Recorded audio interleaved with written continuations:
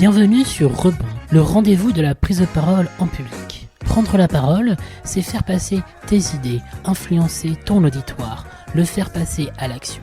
C'est aussi le dépassement de soi pour affirmer ton leadership. Mes invités sont entrepreneurs, managers, leaders inspirants. Ils vont te donner leurs liens, leur histoire, leur impact avec la prise de parole. Pour avoir leurs meilleurs conseils, abonne-toi.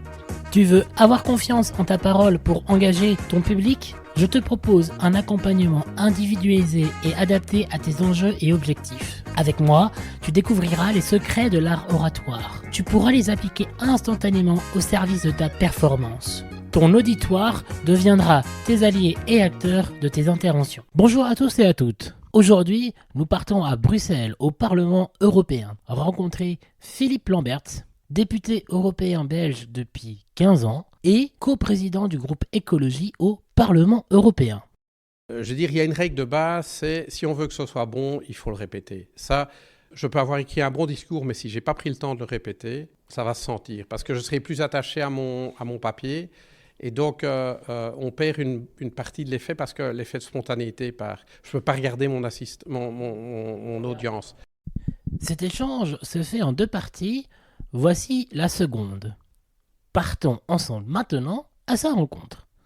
C'est ce que je dis à chaque fois pour les gens que j'accompagne.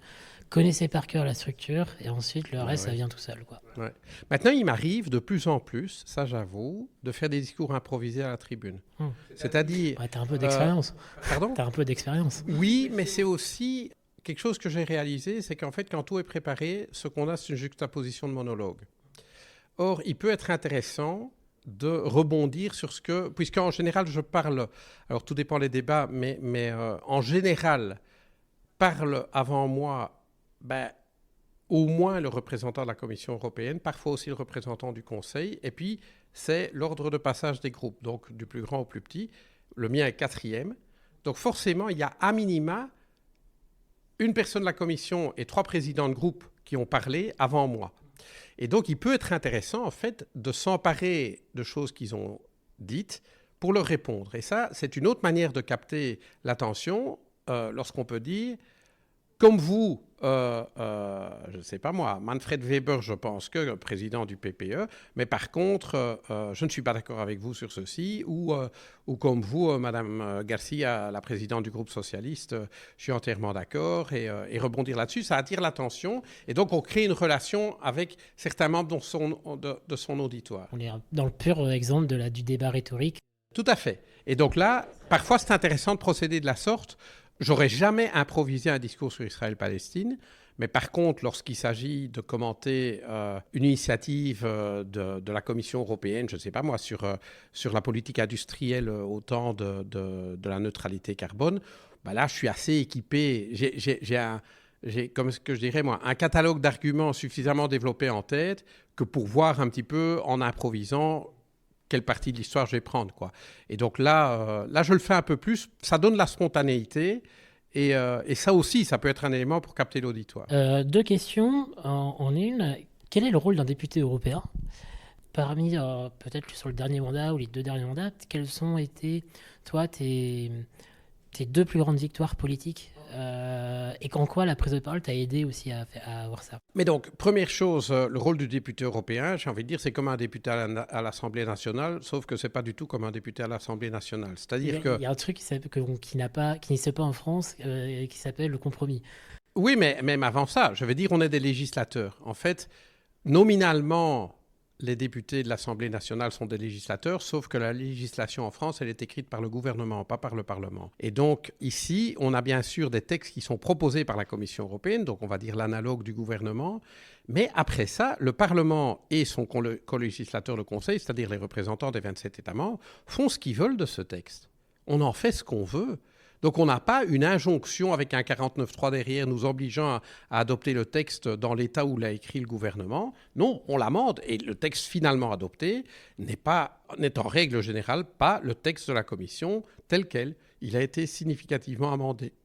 Et donc ça, c'est le rôle principal du Parlement, qui doit aussi contrôler le travail de la Commission, qui est l'exécutif de l'Union européenne. Alors, il y a au sein du Parlement des rôles divers. Donc le député du rang est un législateur, donc il va s'attacher à travailler sur un certain nombre d'initiatives législatives, donc de textes de loi, on appelle ça chez nous des directives ou des règlements au Parlement européen. Maintenant, il y a des députés qui ont des rôles spéciaux. Ceux qui président une commission parlementaire, ils vont peut-être pas beaucoup faire de législation humaine, ils vont diriger les travaux législatifs dans leur domaine de compétences.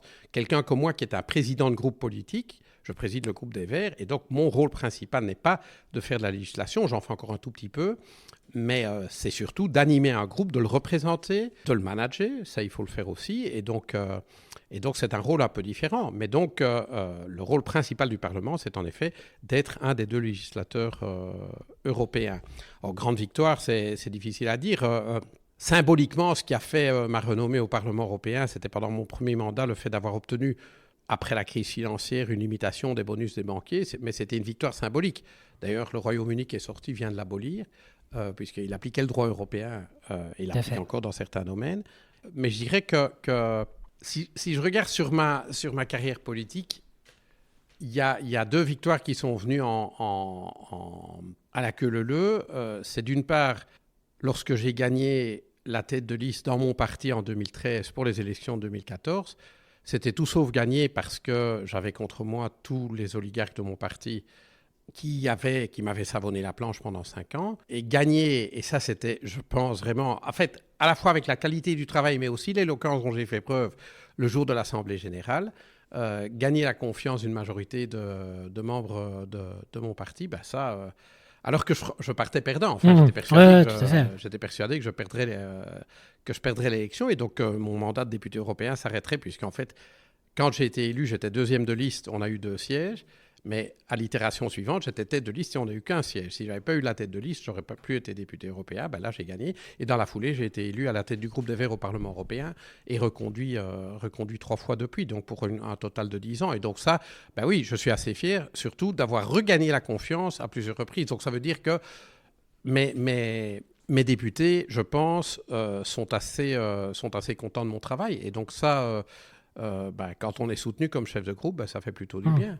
Et c'est une des fonctions aussi de la prise de parole, c'est comment faire pour fédérer, manager, donner confiance, que ce soit, je suppose, à l'échelle de ton équipe avec les collaborateurs parlementaires, plus je suppose les collaborateurs parlementaires de groupe, plus les autres députés. Enfin, c'est toute une équipe derrière. Mais et là, à nouveau, les discours que le chef de groupe fait en plénière sont très importants pour fédérer le groupe. Moi, je me rappelle quand j'étais député du rang pendant mon premier mandat, Danny Cohn-Bendit était coprésident du groupe. C'est quand même quelqu'un qui a une certaine éloquence aussi. C'est vrai que j'étais fier, comme député du rang, de faire partie du groupe de Danny Cohn-Bendit. Bon, après, j'ai un peu changé d'avis quand lui-même a changé d'orientation politique, mais on ne peut pas lui enlever que c'est un bon orateur. Tout à fait. C'est un bon orateur. J'en étais fier. Et donc, à mon tour, quand je l'ai remplacé comme chef de groupe, je me suis rendu compte que le fait pour moi de faire des bons discours en plénière était très important pour mes députés, qu'ils soient fiers de moi, et qu'ils se retrouvent dans ce que je dis. Et à nouveau, sur Israël-Palestine, quand j'ai fait le discours, j'ai été applaudi, par aussi bien les gens qui ont plutôt des sympathies pour la cause palestinienne que des gens qui ont des sympathies pour la défense, ceux qui défendent le droit d'Israël et exister. Alors tous, on défend les deux, mais disons qu'il y a des tropismes un petit peu variés dans le groupe et tout le monde s'y est retrouvé. Même chose quand vous faites un discours sur l'agression russe en Ukraine, il faut trouver le ton juste, quoi. Et ça, c'est très important aussi pour asseoir son leadership dans un groupe, c'est que des députés, les députés du groupe se retrouvent, se trouvent bien représentés par leur leadership, quoi. Sans transition, quelle a été ta pire prise de parole que tu as faite et qu'est-ce que tu as appris de celle-ci ? Ça, je sais pas, il faudrait demander aux gens qui me regardent. Il y a des discours qui étaient un peu moins bons, ça c'est vrai, des discours moins travaillés.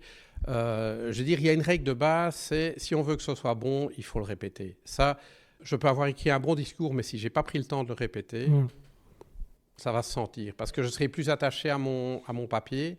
Et donc, on perd une partie de l'effet parce que l'effet de spontanéité part. Je ne peux pas regarder mon assistant. Avec le regard, c'est ultra important. Oui, ça, c'est absolument crucial. Et donc, oui, ça m'est arrivé de pas être au top ou simplement de trébucher sur une phrase. Ça peut arriver. Quand on a bien répété, on sait quelles sont les phrases qui sont un peu complexes dans leur Et les construction, phrases de transition aussi. Et autres. alors on les répète un peu plus pour être sûr qu'elles coulent bien, quoi. Bah, c'est pour moi, il y a deux phases dans la préparation. Tu as la phase d'écriture où tu poses les idées ou de structuration. Donc là, on est vraiment sur le fond. Et après, sur la forme, là, il faut répéter parce que on n'a pas forcément la même intonation, le même rythme, Non, la non, même. ah non, Et ça, c'est en répétant et en s'écoutant qui fait que on élague des choses parce que si on dit exactement, une phrase qui est trop longue et qu'on est incapable de la dire parce qu'elle est trop longue, faut la cutter ou faut la changer, exactement. quoi. Ouais, ouais. Et là, on est vraiment dans le. Vraiment, c'est une partie que je préfère quand je fais des discours, mais dans le cisaillement, enfin dans le détail, quoi. Ouais. Ouais, j'ai une équipe qui est vraiment très très bonne pour ça, très très très bonne. Et c'est ça où il y a tous les effets derrière qui fait que on peut passer d'un discours qui peut être bon à un discours mémorable parce que Voilà, exactement. c'est vraiment la forme et c'est ça qui joue, quoi. Et alors, il y a toujours l'angoisse de trop dépasser le temps de parole, d'autant plus qu'on a le temps de parole qui défile devant nous. Maintenant, comme je dis, il faut relativiser. Je suis président de groupe et comme président de groupe, on jouit quand même d'une mensuétude de la part du président de séance. En règle générale, quand c'est la présidente du Parlement, à coup sûr, quand c'est un autre vice-président qui anime, ça dépend de qui c'est. Il y en a qui sont plus coulants que d'autres. Mais en général, le président de groupe a le privilège de pouvoir dépasser. Mais c'est quand même stressant parce que si on a prévu de trop dire, alors on va être stressé et en fait, l'ensemble du discours va être mal rendu, quoi. Donc, il faut vraiment faire attention. Mieux vaut prévoir un peu trop peu qu'un peu trop pour pouvoir être tout à fait relax à la lecture. En quoi la place de l'écoute est importante en tant qu'élu, en tant que aussi chef de groupe, et comment ça nourrit tes paroles et tes interventions? Ben, beaucoup des images que j'utilise en fait dans mes discours viennent de moments de rencontres avec d'autres, de formules entendues ou d'histoires personnelles entendues d'autres. Donc oui, on n'est pas juste là pour parler, on est là pour écouter aussi, parce que tout ça nourrit les idées, nourrit les formules, nourrit les histoires qu'on raconte. Ça, c'est absolument crucial. Savoir parler en public, c'est maîtriser d'abord l'art de se taire et d'écouter. Exactement. Oui, parce qu'alors ça c'est autre chose. C'est le silence dans le discours, parce qu'en fait, il faut être à l'écoute de son auditoire. Il faut regarder les gens, il faut savoir marquer des pauses. Parce que si c'est un flot ininterrompu de parole, on perd son auditoire aussi. Donc il y a intérêt à pouvoir, pour mettre l'accent sur une chose importante qu'on va dire, vraiment marquer des pauses à certains moments. Alors ça, c'est parfois une demi-seconde, hein, mais ça s'entend. Et quand on entend le silence, les gens peuvent réagir. Ça m'intéresse toujours de regarder les réactions un petit peu partout dans l'auditoire. C'est à titre personnel, moi c'est c'est des choses que j'apprécie le plus. Parce que quand on prend la parole dans différents sujets ou à différents moments, quand nous on sait qu'on va faire un silence, on sait qu'on va avoir le temps Ouais.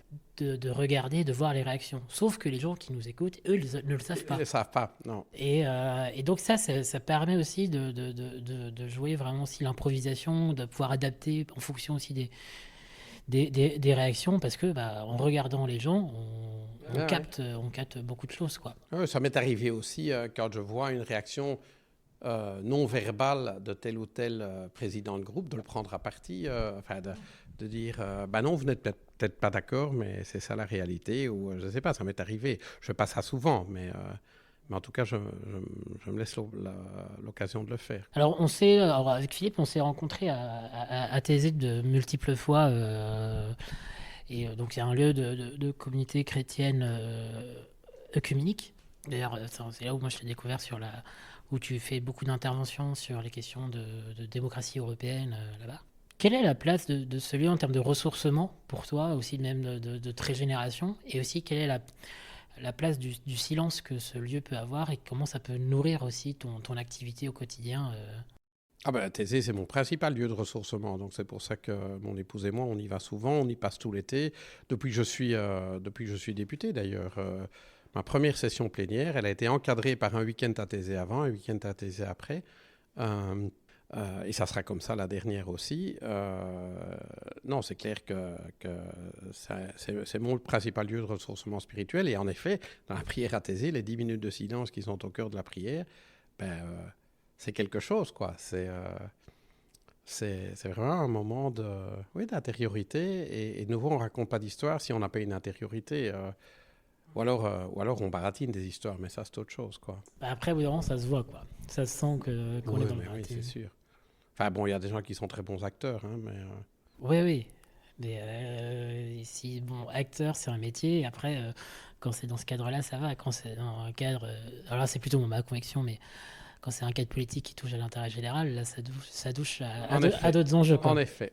Quelle est la place de l'empathie dans ta fonction et comment ça nourrit ensuite ton activité au quotidien? Ben, j'ai envie de dire, on peut pas être responsable politique au sens noble du terme si on n'a pas en fait un amour de la société dans laquelle on vit et donc forcément une empathie pour cette société, y compris dans ses souffrances et ses difficultés.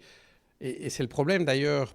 J'ai un collègue, enfin j'ai plusieurs collègues, mais j'ai certains collègues ici au Parlement européen dont il est évident, quand ils parlent, que pour eux la politique est un jeu, que c'est absolument pas un truc sérieux, que c'est un jeu, c'est le jeu du pouvoir. Et en fait, pour moi, non, c'est une mission de service public. Être un responsable politique, c'est, pendant un temps, être en charge de la défense de l'intérêt général de la société dans laquelle on est. Et ça, on ne peut adopter cette attitude-là que si on a de l'empathie pour la société dans laquelle on vit. Si au contraire, la société est juste le théâtre d'un jeu, la relation qu'on a avec cette société n'a rien à voir. C'est juste, en fait, la politique est un jeu qui, en plus de ça, me fournit des satisfactions à la fois financières, en termes comment est-ce que je dirais, moi, de satisfaction du narcissisme. Égocentrique ou égoïste. Voilà.